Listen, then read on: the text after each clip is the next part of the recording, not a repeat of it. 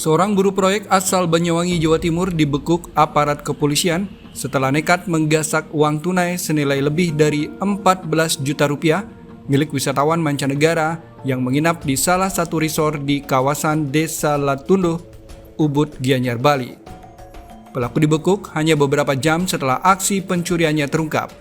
Kasus pencurian ini terjadi ketika korban yang sedang berlibur bersama keluarganya menyimpan uang tunai $600 Amerika Serikat dan Rp2.000 India di dalam dompet yang disimpan di tas.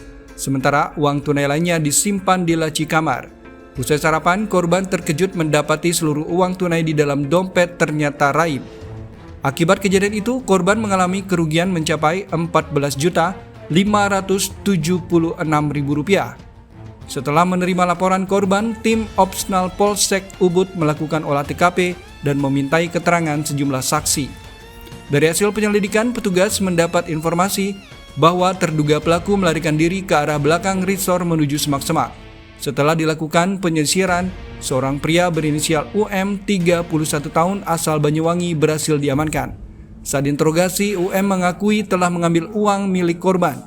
Petugas juga berhasil mengamankan barang bukti berupa $600 Amerika Serikat, Rp2.000 India, dan Rp3.400.000. Di mana korbannya adalah seorang wanita warga negara asing yang berasal kewarganegaraan daripada India.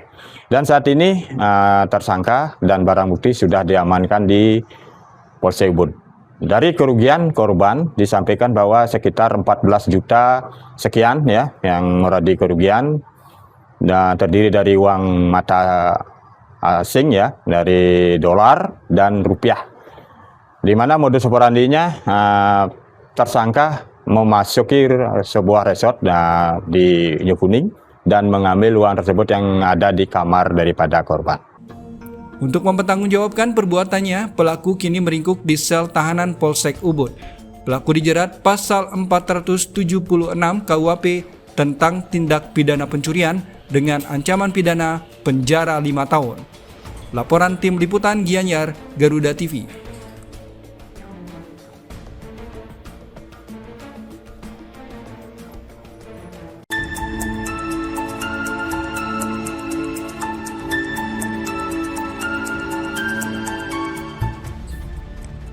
Tim gabungan Badan Narkotika Nasional bersama Kementerian Imigrasi dan Pemasyarakatan Bea Cukai serta Polda Bali menggagalkan penyelundupan narkotika yang dilakukan jaringan Rusia di Kabupaten Bangli, Bali.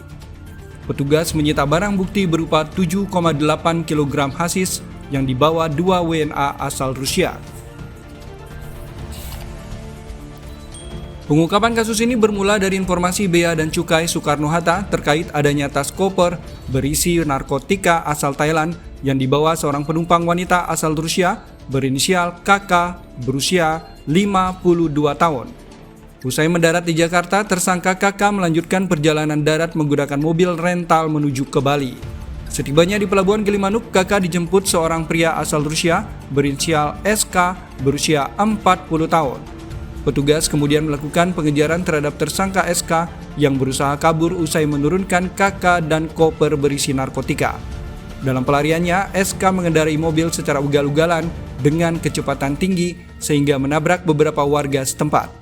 Pelarian SK terhenti setelah petugas menghadang dan menangkap tersangka di kawasan Dusun Kayang, Desa Kayu Bihi, Bangli, Bali. Ini nanti kami serahkan Kepala BNN Provinsi Bali. Di situ ada Kabid Berantasnya. Memang secara sekilas itu hari Jumat di tanggal 5 Juni 2026 ada 2 warga negara asing yang kita lakukan upaya paksa dalam hal penangkapan narkotika berupa diduga hasis kurang lebih 7,8 kg berat bruto. Dan ini merupakan pengembangan mulai dari BNN Republik Indonesia, Bea Cukai, kemudian Polri, dan Kementerian Imigrasi dan Lembaga Pemasyarakatan. Ini merupakan sebuah kerjasama yang baik sehingga kita tetap menjaga dan negara hadir untuk menjaga NKRI dari jauhnya narkotika. Atau mau diedarkan di tempat lain? Apakah balik? Ini masih dalam penyelidikan, Pak.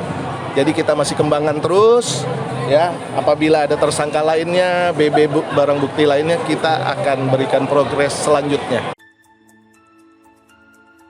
BNN mengamankan barang bukti narkotika berupa hasis dengan berat bruto 7,8 kg ditambah barang bukti lainnya.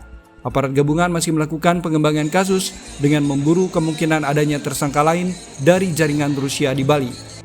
Laporan Tim Liputan Denpasar, Garuda TV.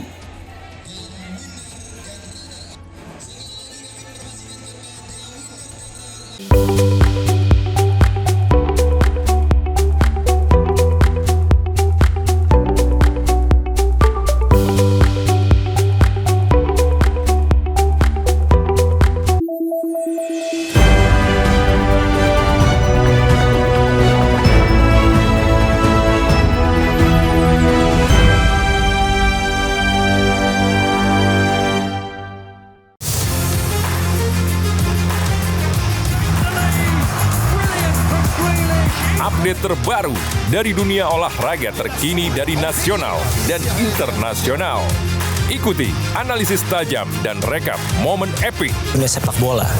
Namun, yang menjadi sorotan utama pada kemudian di sini mungkin Hafner akan tetap. Saksikan Sport 8 setiap hari pukul 11 malam dan 7 pagi hanya di Garuda TV. Sambut pagi Anda dengan informasi terbaru yang tepat dan terpercaya. Sebanyak 1.050 unit hunian sementara telah rampung dibangun sebagai bagian dari upaya percepatan penanganan pasca bencana. Dengan informasi paling relevan dan terkini. Pembangunan kembali seperti perumahan dan infrastruktur dapat mendorong pertumbuhan ekonomi di daerah. Laporan 8 pagi setiap hari pukul 6 pagi hanya di Garuda TV.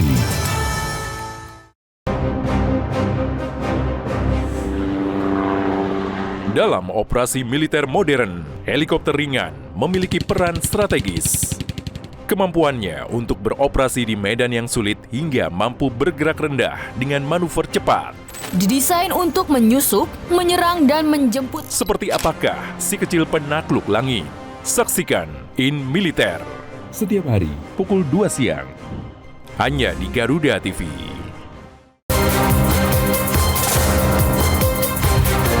Menyorot setiap detik penting dari peristiwa mancanegara, dinamika politik internasional, hingga kebudayaan bangsa. Presiden Amerika Serikat Donald Trump menyambut kedatangan Presiden Ukraina. Ikuti langkah Presiden dan para pemangku kepentingan di kancah kerjasama internasional. Perbatasan diplomat Thailand dan Kamboja bertemu di pos perbatasan. Dunia Kita, setiap Jumat pukul 4 sore hanya di Garuda TV.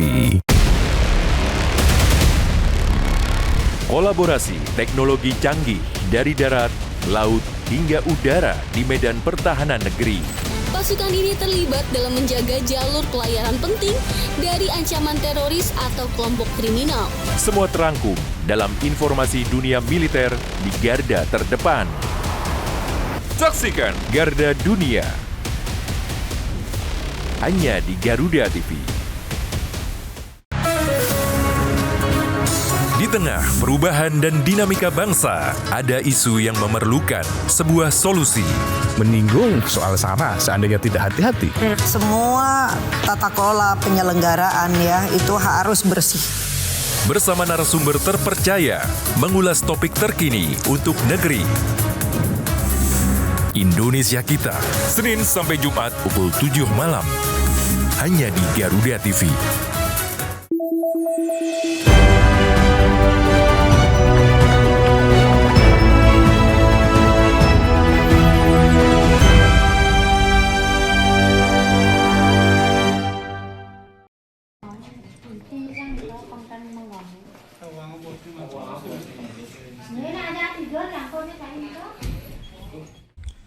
Seorang warga negara asing asal Inggris ditemukan meninggal dunia di sebuah villa di kawasan Tegalantang, Ubud, Gianyar.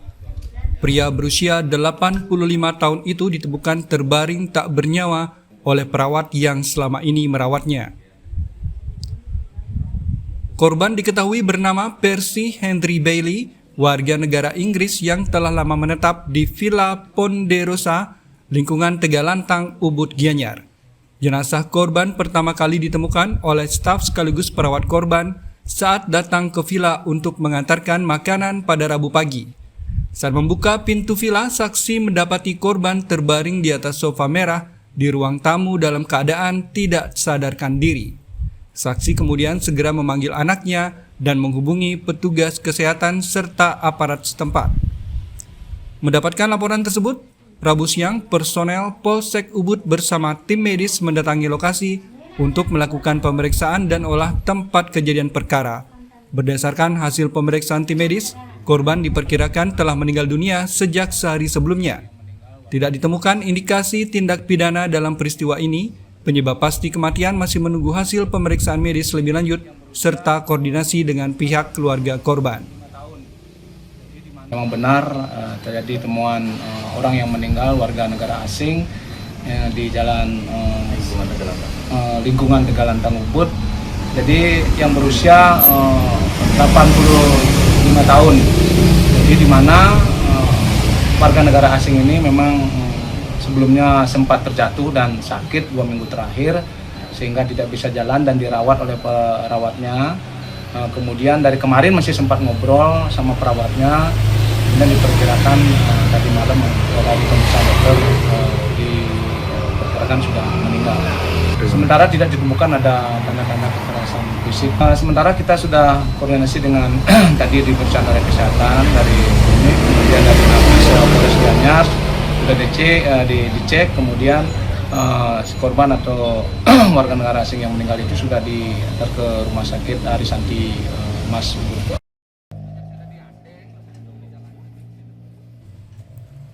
Setelah proses evakuasi, jenazah korban dibawa ke rumah sakit Arisanti Mas Ubud untuk dititipkan sambil menunggu kedatangan pihak keluarga. Kasus ini masih dalam penanganan unit Reskrim Polsek Ubud untuk memastikan penyebab kematian korban. Laporan tim liputan Gianyar, Garuda TV.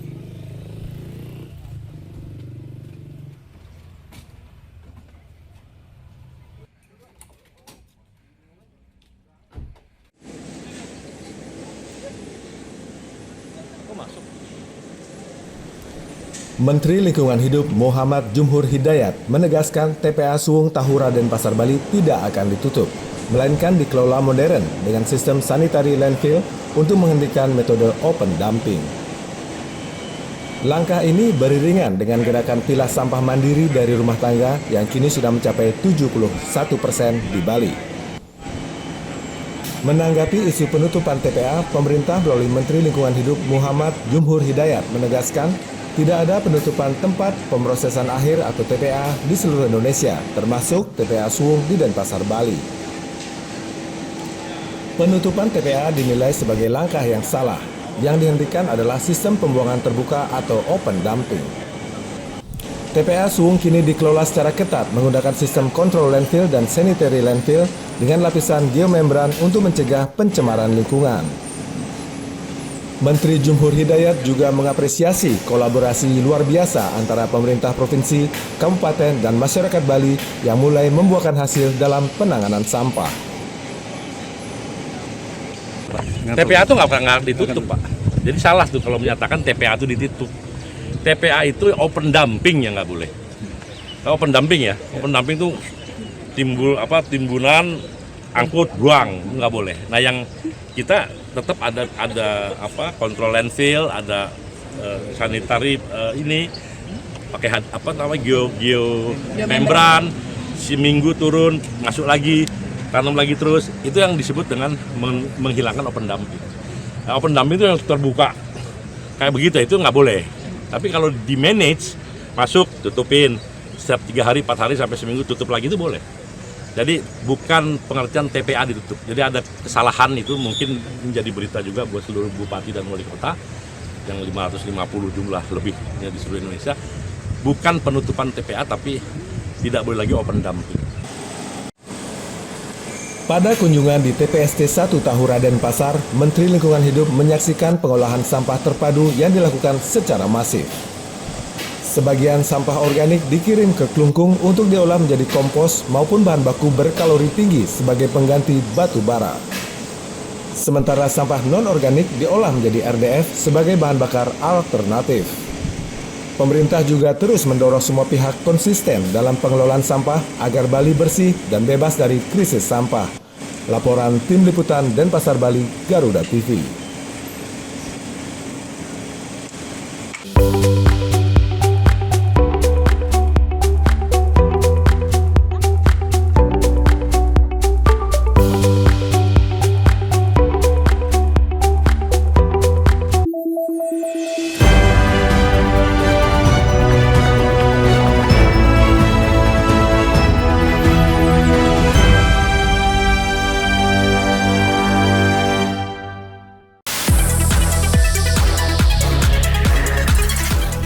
Dunia hiburan memang selalu penuh warna.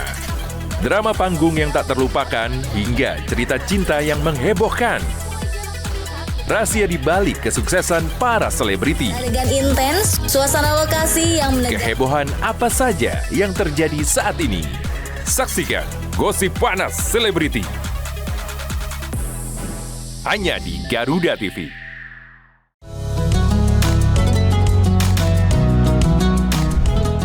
Melalui konsep dakwah santai dan edukatif, mengajak pemirsa memahami ajaran Islam melalui pendekatan ringan dan penuh kehangatan. Atau nanti dikabulkannya di akhirat, nggak dikabulkan di sini. Mengapa manusia tetap harus berdoa? Dari perspektif Islam untuk mempererat toleransi di Indonesia, Harmoni Indonesia. Hanya di Garuda TV. Meski hidup penuh keterbatasan, namun mereka tak pernah lelah berbagi kebaikan. Sebab setiap kebaikan pasti akan kembali dalam wujud kebaikan. Hanya seorang pemuda sederhana yang percaya bahwa bahagia tak perlulah mewah. Inilah orang baik, peduli sesama dari hati ke hati. Hanya di Garuda TV. Temukan semua hal menarik tentang otomotif di sini. Pembalap harus mencetak catatan waktu tercepat. Dari inovasi terkini hingga aksi seru di arena balap kami hadirkan. Informasi lengkap dari nasional hingga internasional. Saksikan Otomotive hanya di Garuda TV. Sepanjang hari, Indonesia dipenuhi beragam peristiwa, dari isu nasional hingga dinamika internasional. Tim SAR gabungan berharap korban segera ditemukan dan dievakuasi dalam kondisi terbaik. Kami hadirkan informasi terkini, akurat dan terpercaya dalam rangkuman berita malam hari Anda. Laporan 8 malam, setiap hari pukul 10 malam. Hanya di Garuda TV.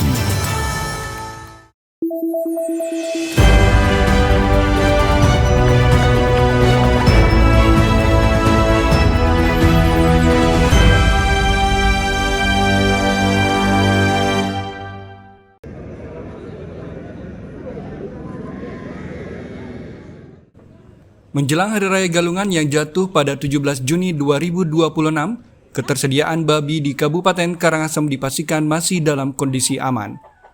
Populasi ternak babi yang mencapai puluhan ribu ekor dinilai lebih dari cukup untuk memenuhi kebutuhan masyarakat saat Hari Raya. Berdasarkan data Dinas Pertanian, Pangan, dan Perikanan Kabupaten Karangasem, populasi babi di Karangasem saat ini mencapai 91.006 ekor. Jumlah tersebut dinilai sangat mencukupi untuk memenuhi kebutuhan masyarakat menjelang perayaan Galungan dan Kuningan. Dinas Pertanian menyebut, pada perayaan Galungan tahun sebelumnya, jumlah babi yang dipotong untuk kebutuhan masyarakat tercatat sekitar 1.658 ekor. Dengan populasi yang ada saat ini, ketersediaan babi dipastikan masih aman dan mampu memenuhi permintaan pasar. Meski stok melimpah, petugas tetap mengingatkan para peternak untuk menjaga sanitasi kandang dan kebersihan lingkungan. Langkah ini penting untuk mencegah penyebaran penyakit ternak, khususnya African Swine Fever atau ASF, yang masih menjadi ancaman bagi peternak babi. Terkait dengan ketersediaan babi untuk rekan-rekan kita umat Hindu dalam rangka menyambut Hari Raya Galungan Kuningan, data yang kami pegang sejumlah 91.000 tersebar di seluruh kecamatan yang ada di Kabupaten Karangas. Itu kira-kira mudah-mudahan nanti bisa membackup kebutuhan rekan-rekan kita yang umat Hindu untuk melaksanakan Hari Raya. Kalau pemantauan kesehatan, monitoringnya seperti apa? Tetap pemantauan kesehatan, tetap kita rutin bersama rekan-rekan di Puskeswan di masing-masing kecamatan juga. Untuk ASF yang sementara ini belum ada obat dan vaksinnya, kita bergerak untuk kebersihan kandang dan transportasi dari babi itu sendiri, sehingga antisipasi supaya tidak ada terjangkit penyakit demam babi itu sendiri. Harga babi yang per ekor biasanya kalau umur 3 bulan itu di Bitan sekitar 1.200.000-an umur 3 bulan. Kalau sudah pengkemuan itu selama 5 atau 6 bulan per kilonya kisaran masih 36-37.000 diambil oleh pengepul rata-rata. Kalau jelang Galungan ini ada kenaikan nggak harga babi hidup? Nah, harapan kami selaku peternak kecil sebenarnya sih harus semoga ada peningkatan minimal sampai 40.000. Biasanya nuansa hari-hari raya Galungan Kuningan ini biasanya ada kenaikan mencapai 40.000 lah, atau bisa lebih juga kan. Saat ini harga babi hidup di tingkat peternak berada di kisaran Rp36.000 per kilogram. Para peternak berharap harga tersebut dapat meningkat mendekati Hari Raya Galungan seiring bertambahnya permintaan masyarakat. Mereka memperkirakan harga babi hidup dapat naik menjadi Rp38 hingga Rp40.000 per kilogram.